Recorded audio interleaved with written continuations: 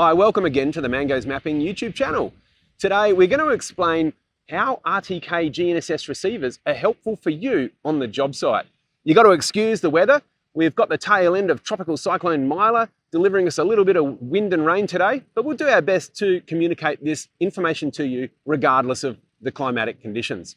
So today we're going to talk about 3 great reasons why construction companies might want to grab GNSS RTK hardware and introduce it to their workforce that aren't necessarily surveyors. And those 3 reasons are quality assurance and quality control, set out, and earthworks, bulk earthworks. And today I want to go and do a little bit of a deep dive into quality assurance and quality control and the power of this stuff to be able to reduce the risks and the rework costs for construction companies during the construction phase of a project. So if you imagine that this asset has been built, the curb and channel's been placed, and a supervisor has the opportunity to look at the CAD design that you can see here on the screen, and they can see where they are relative to that feature, and they can ensure that that feature is positioned correctly, both horizontally and vertically. And those verticals are really important, particularly when you're trying to tie into existing infrastructure and you want to make sure that all of your grades work, that your stormwater drainage works. So that elevation is quite a critical component of it. As a site supervisor, it's really handy to be able to do QA and QC on your civil works project in real time without necessarily waiting for a surveyor to be on site to do those checks for you.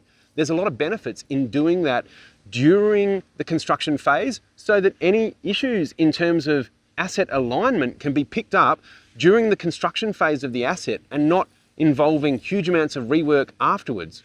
In this case, we've got a curb and channel, and you can see that the footpath and the road surface have all been constructed now. So ripping this asset up and reconstructing it isn't really viable, or it's going to be very expensive because you'll then be reinstating the assets on either side of it.